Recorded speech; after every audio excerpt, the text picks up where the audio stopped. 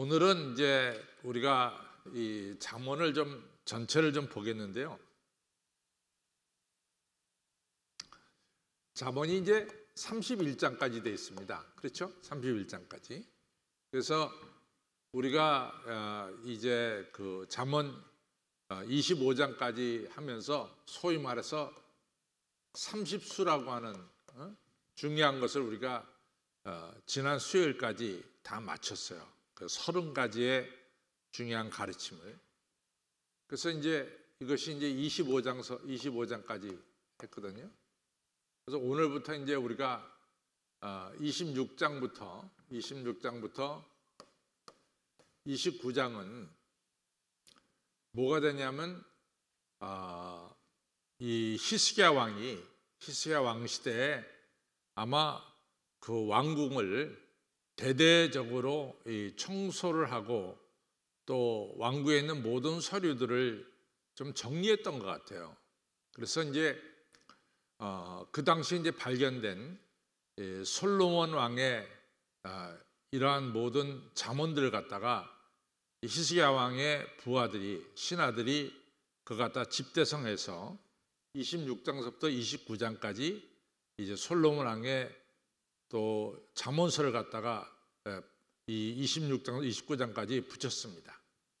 그다음에 마지막 30장하고 31장은 솔로몬 왕의 잠언은 아니에요. 무굴 왕의 잠언이든지 다른 사람의 잠언이 나옵니다. 이렇게 해서 잠언서가 끝나는데 왜 히스기야 왕이 이같이 왕국을 갖다가 다 조사를 했을까? 우리가 이스라엘에 41명의 왕이 있는데 41명의 왕 중에서 이제 솔로몬 왕이 끝이 나면서 주전 922년에 북이스라엘 남유다로 갈라지죠. 북이스라엘 남유다로 갈라집니다. 이같이 갈라진 이스라엘을 통일하려고 하는 노력이 왜 없었겠어요? 그렇죠? 여러분과 저도 지금 다 남과 북이 통일되기를 원하는 마음이 우리 마음속에 가득한데 이스라엘이라고 왜 없었겠냐 말이죠. 그러니까 이스라엘에도 이 통일을 원하는 이러한 이스라엘 백성들이 꽤 있었을 거라 그 말이죠. 그런데 그 41명의 왕 중에서 실질적으로 통일에 대해서 적극적으로 일한 왕이 2명 있습니다. 한 분이 히스기야 왕이고 또 한 분이 요시야 왕입니다.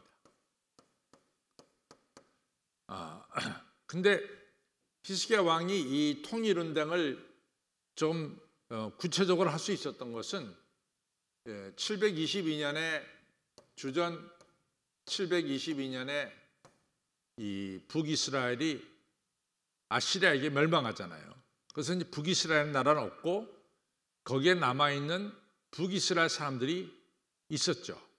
근데 이제 히스기야 왕은 언제부터 왕이 되냐면 715년부터 686년까지 약 한 29년 동안 이제 왕을 하는데 715년이라고 하는 것은 이미 북이스라엘이 망한 뒤란 말이죠. 그래서 히스기야는 북이스라엘 망하고 북이스라엘이 별로 크게 다스리는 사람이 없을 때 히스기야는 통일운동을 시작합니다. 그래서 통일운동을 시작하면서 솔로몬 왕이 남겨놨던 솔로몬 왕은 통일 이스라엘의 왕이니까 솔로몬 왕이 남겨놨던 잠언을 굉장히 적극적으로 수집을 해요. 그래서 그 잠언을 통해서 북쪽 사람이나 남쪽 사람이나 다 하나다라고 하는 걸 갖다가 강조하기 시작합니다. 그래서 히스기야 왕이 이 솔로몬 왕의 잠언을 갖다가 다 모아서 우리 통일 이스라엘 때 우리의 왕이었던 솔로몬 왕께서 주신 말씀이다. 이러면서 서로 동질성을 회복하고 우리가 한민족이라는 것을 회복하는 이러한 운동을 히스기야 왕이 하셨죠. 그다음에 우리가 잘 아는 요시야 왕도 하셨어요.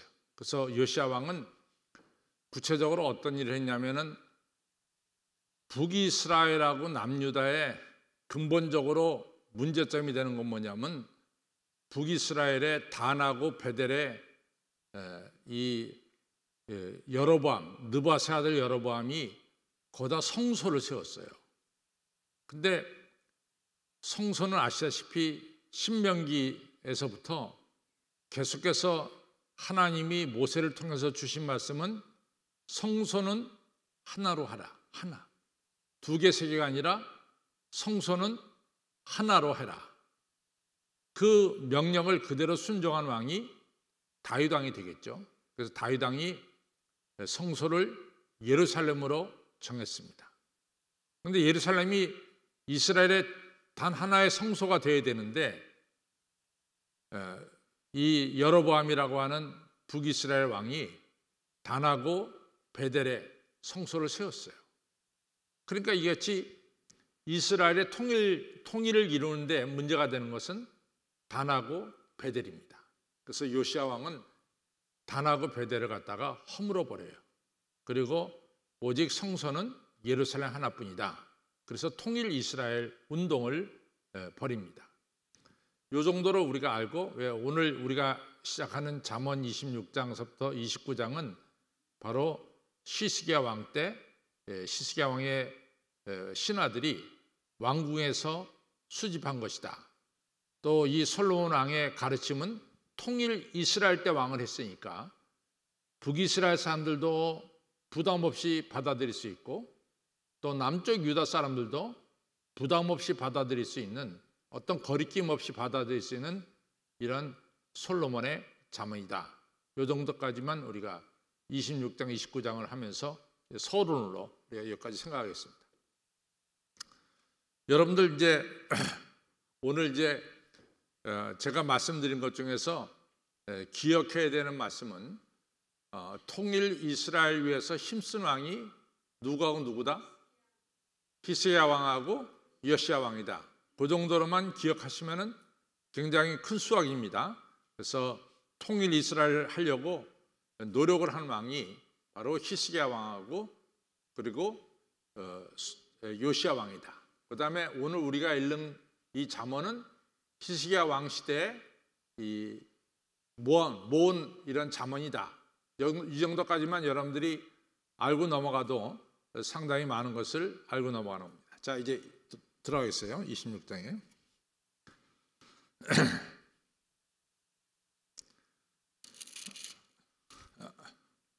25장입니다. 25장. 네, 25장입니다. 갑니다. 25장 시작.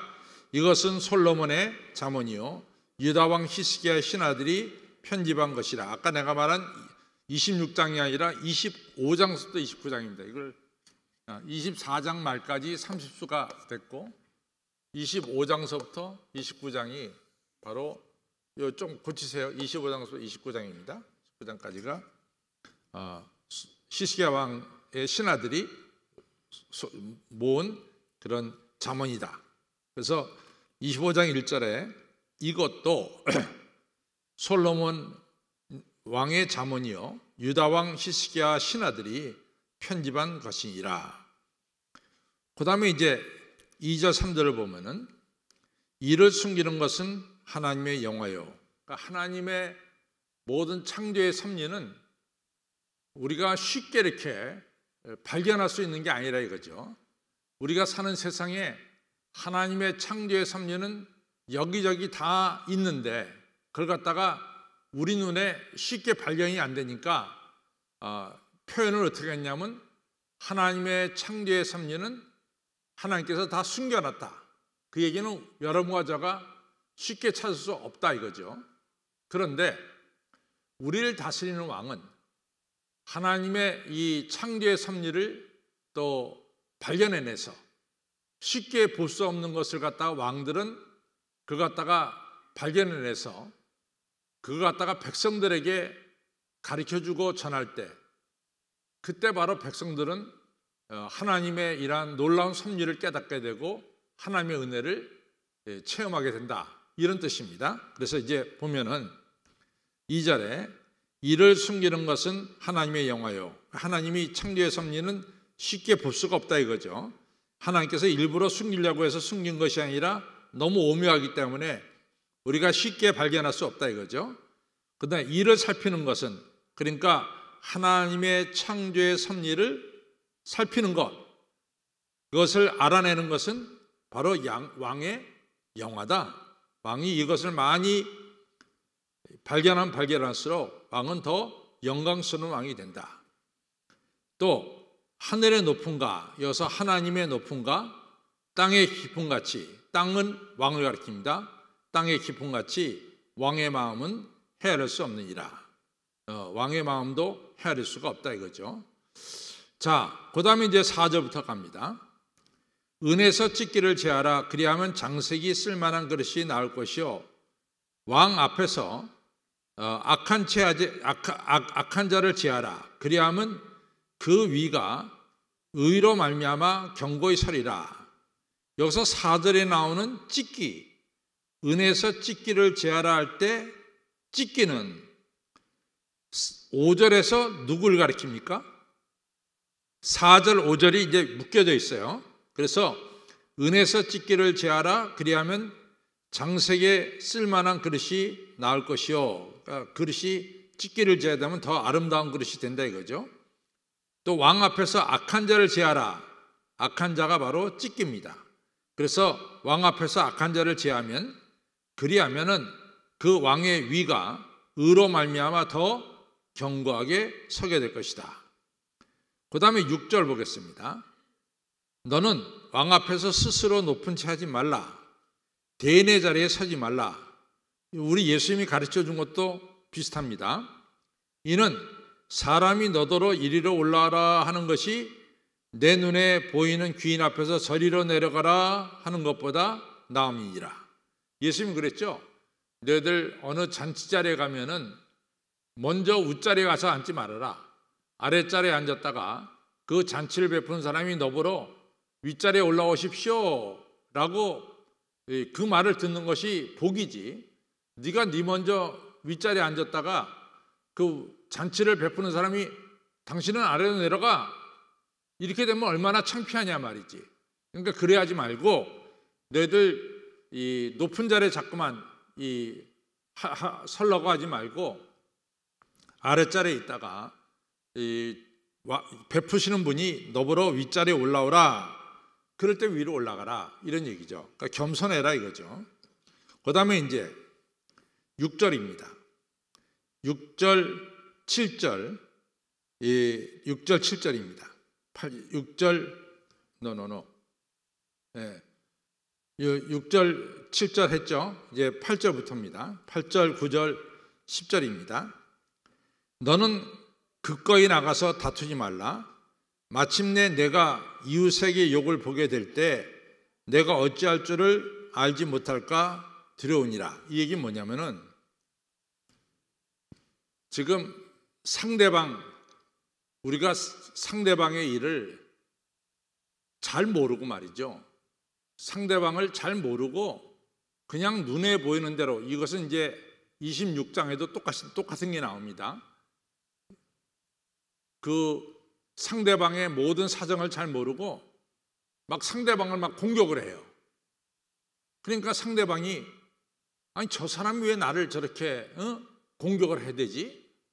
그러면서 정말로 근거 없는 공격이다. 당신의 공격은.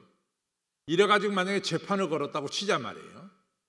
그러면 많은 사람들 앞에서 지금 이제 재판이 진행되는 거예요. 그래서 당한 사람이 나는 이런저런 일로 이 일을 행했습니다. 그렇게 설명할 때 너는 그것도 알지 못하고 그 사람을 갖다가 공격하고 핍박해서 많은 사람들 앞에서 너는 어떠한 것도 대답하지 못하지 않느냐. 모르고 했으니까. 그러니까 너는 그 앞에서 창피를 당하게 될 것이다. 그러니까 절대로 남의 사정을 알지도 못하는데 그냥 함부로 얘기하지 말아라 그 말이에요. 바로 그 얘기입니다. 잘 보세요. 이게 뭐냐면은 이는 사람이 이제 8절 보겠습니다. 너는 그거이 나가서 다투지 말라는 것은 알지도 못하고 나가서 다투지 말라. 마침내 내가 이웃에게 네가 다툰 그 이웃이 욕을 보게 될 때 그 이웃이 자기의 사정을 다 재판장 앞에서 낱낱이 이야기하게 될 때 내가 어찌할 줄 네가 잘 모르고 행한 행동에 대해서 어찌할 줄을 알지 못할까 두려우니라. 너 대답할 게 없단 말이지.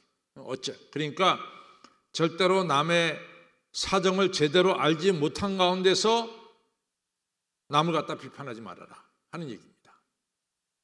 이해가 되세요? 이 얘기가? 바로 이 얘기입니다. 남의 사정을 정확히 알지 못하는 가운데서 여러분들 남을 갖다가 비판하지 말라는 거예요.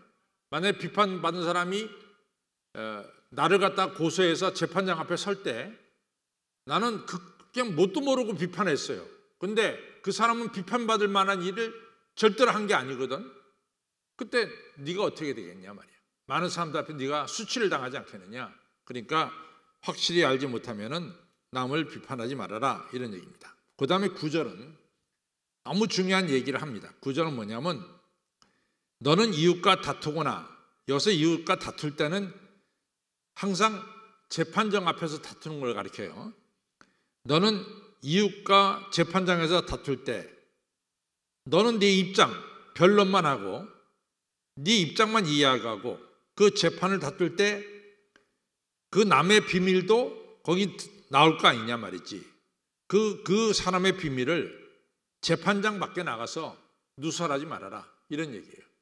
그러니까 상대방의 이 비밀을 갖다가 지켜줄 줄 알아라. 그건 상대방의 비밀을 갖다 여기저기 다니면서 얘기하지 말아라. 10절 너가 여기저기서 이같이 누설을 하게 되면은 듣는 자가 오히려 너를 꾸짖을 터이요 또 수욕이 내게서 떠나지 아니할까 두려우니라. 수욕이 너한테 오히려 찾아온다는 거죠. 그래서 상대방의 비밀은 여러분들이 지켜주는 게 중요합니다. 상대방의 비밀을 여기저기 다니면서 누설하는 것은 하나님도 기뻐하지 않는 거예요. 그렇죠? 예. 그 다음에 또 넘어갑니다. 10절, 11절 경우에 합당한 말은 아르새긴 은장반의 금사가니라. 그러니까 적당한 말을 해라 이거죠. 우리가 말을 갖다가 참 남의 비밀도 누설하지 않고 또 우리가 남의 사정도 알지 못하는 가운데 이런저런 말하지 말고 우리가 경우에 합당한 말, 이 적당한 말을 하면은 은쟁반 위에 있는 금사관이라 너희가 더 존귀하게 보여지느니라 라고 하는 사실입니다. 은장반 위에 금사관은 뭐 정말 완벽한 거죠. 완벽한 거. 은장반 위에 금사가 얼마나 완벽한 거예요. 그러니까 적당한 말은 너희가 완벽한 사람이 되게 한다 이런 얘기가 되겠습니다. 그 다음에 12절 슬기로운 자의 책망은 청종하는 귀의 근거리와 정금 장식이라.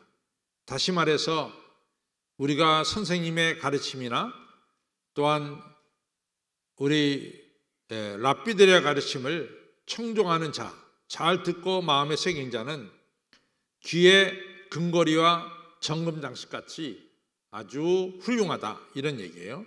그래서 여러분과 저는 하나님 말씀을 잘 듣고 마음에 새길 때 귀의 근거리, 정금 장식, 여기서 귀의 근거리와 정금 장식은 하나예요. 두 개가 아니라 귀의 근거리인데 그 근거리는 뭐로 돼 있어요?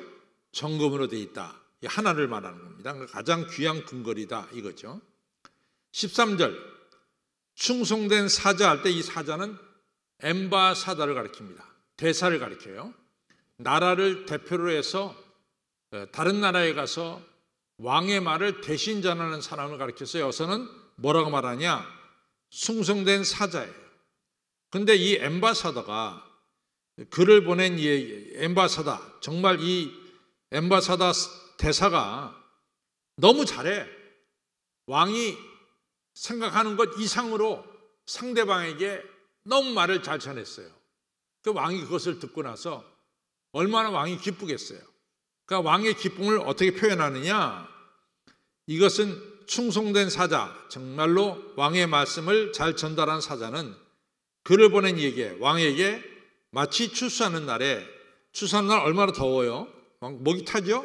얼음 냉수 같아서 능히 그 주인의 마음을 시원케 하느니라. 그러니까 충성된 엠바사다, 대사는 왕의 마음을 어떻게 해요? 시원케 한다, 이런 뜻이 되겠습니다. 그 다음에 반대로 충성된 사자의 반대는 뭐냐? 거짓말하는 거죠. 그래서 여기 14절 보면은 선물한다고, 선물하지도 않으면서 내가 당신한테 선물하겠어, 이 떠들어대는 거예요.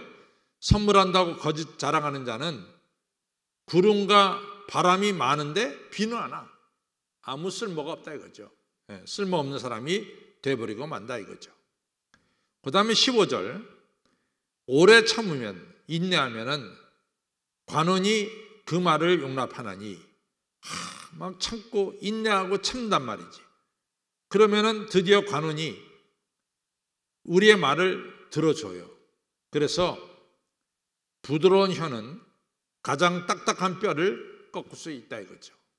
혀는 부드러운데 뼈는 우리 몸에서 가장 딱딱해요.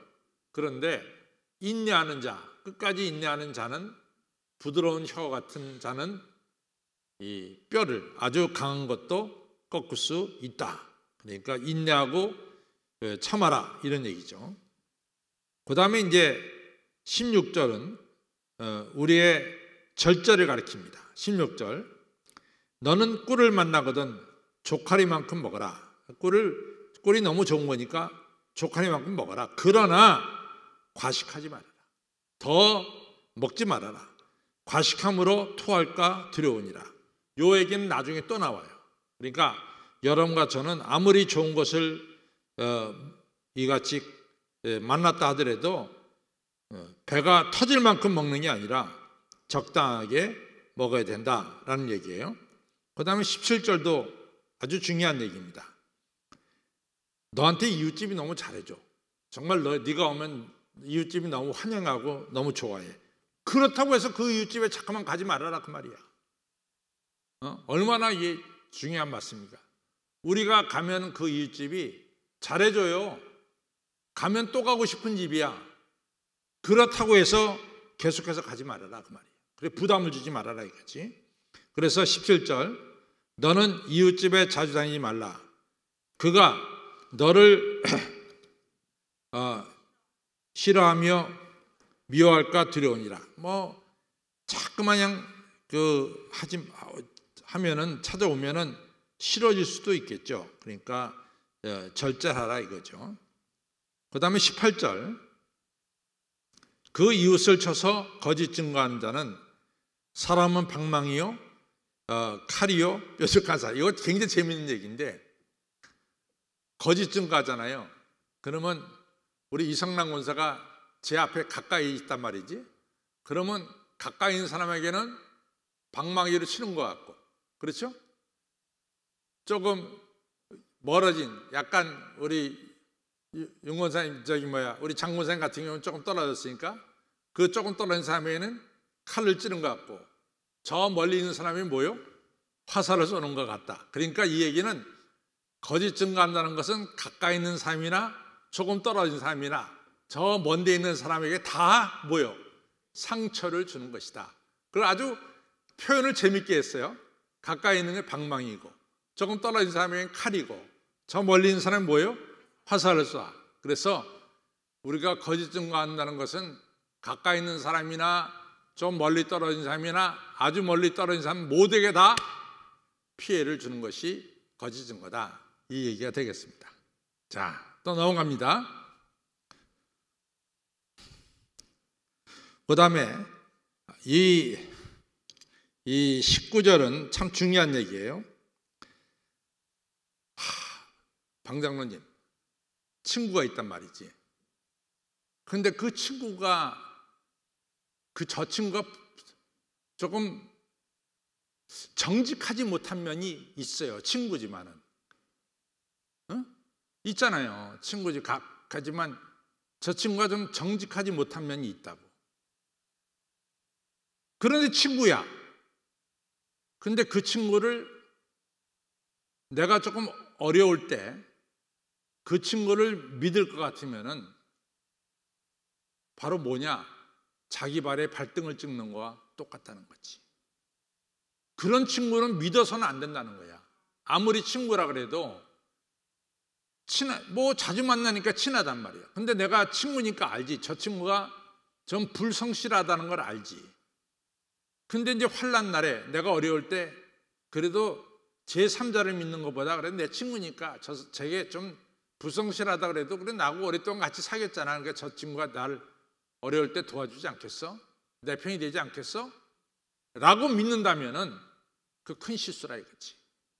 그 친구가 당신 발등을 찍을 것이다. 이 얘기입니다. 그 얘기를 잘 보세요. 그 얘기입니다. 환난 날에 진실지 못한 자를 의뢰하는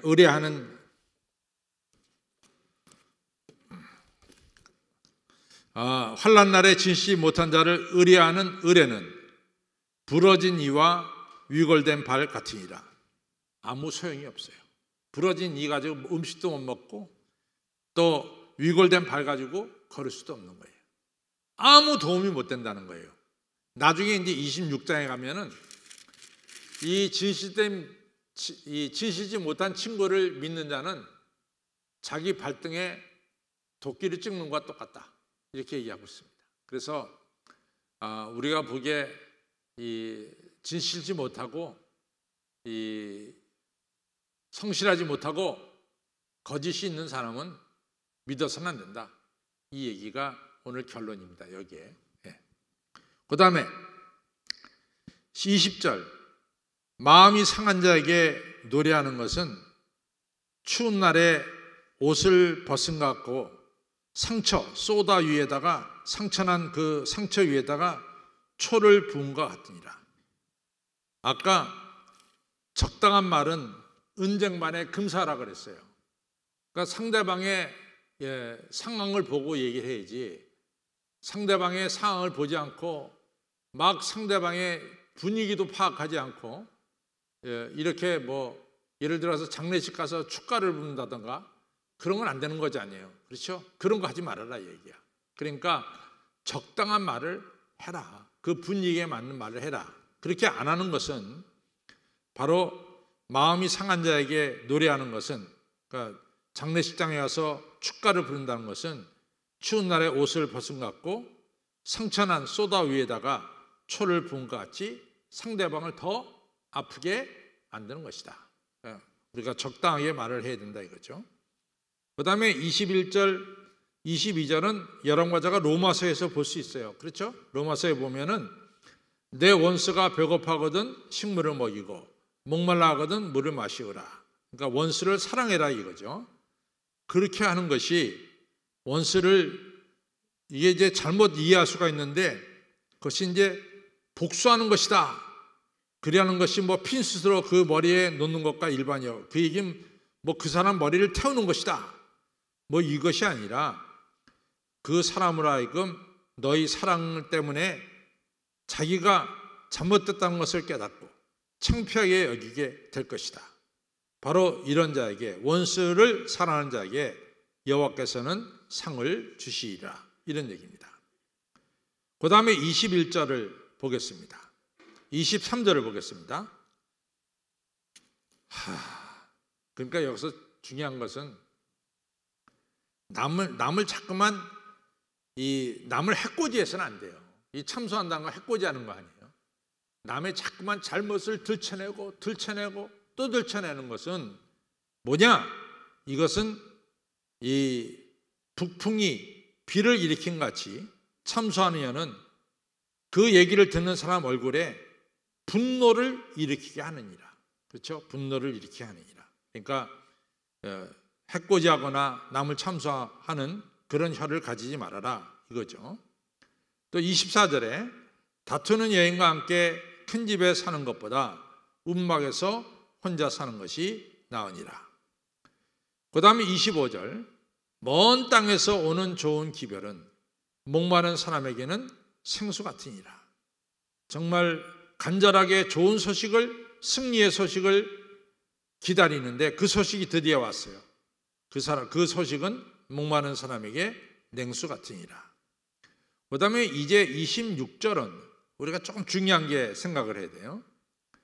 의인이 악인 앞에서 굴복하는 것은 우물의 흐려짐과 샘의 더러워짐과 같으니라. 이게 뭐냐면은 의인이 분명한 진리를 가지고 있어요.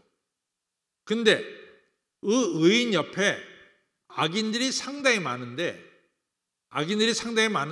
이 악인들의 힘이 너무 세.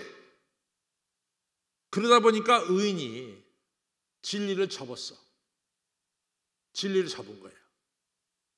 그것은 뭐냐? 샘을 흐리게 하는 것과 똑같다는 거지.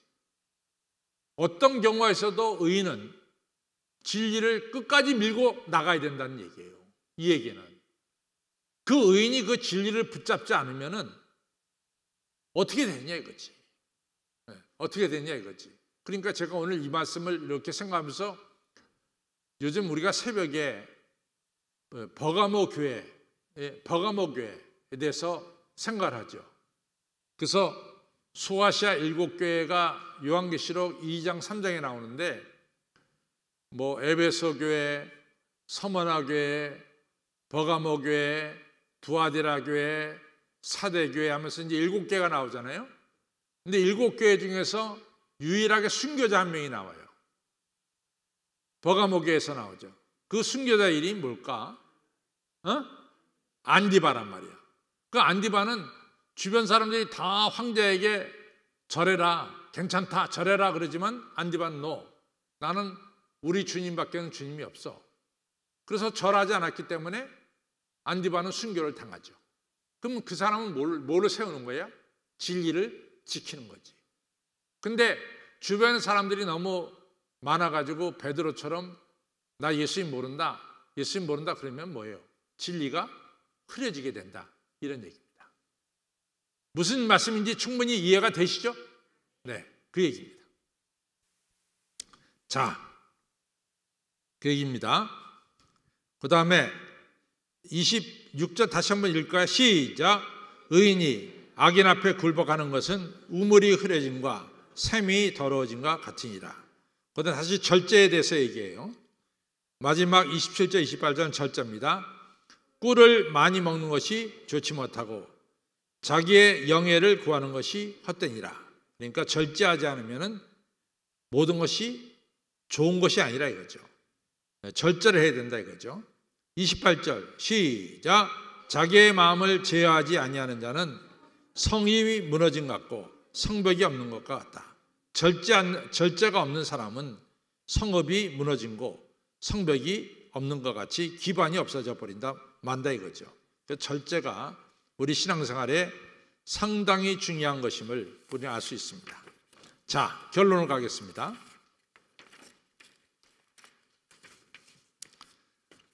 결론 갑니다. 같이 읽습니다. 시작. 우리는 언제나 겸손해야 합니다.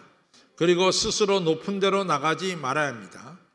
또한 이웃과 다툴 때 변론만 하지 이웃의 비밀을 다른 사람들에게 누설하지 말라는 것입니다.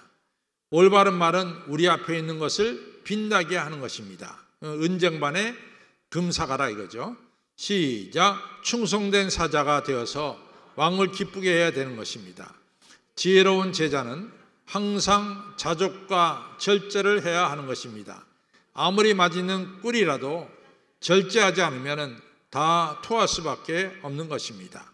성도 여러분, 언제나 겸손하시고 이웃의 비밀을 누설치 마시고 맡겨진 일에 충성을 다하시기 바랍니다. 항상 적당하고 올바른 말을 하시기를 바랍니다. 그리고 무슨 일이든지 자족과 절제가 있어야 하는 것입니다. 이와 같이 지혜로운 삶을 살아갈 때 하나님을 기쁘시게 하는 삶이 되는 것입니다. 또한 하나님께서는 이러한 지혜자에게 삶의 든든한 성벽이 되어 주셔서 견고한 삶을 살게 합니다. 나아가 하늘의 복이 충만한 삶이 되게 하시는 것입니다. 이러한 축복이 있기를 바랍니다.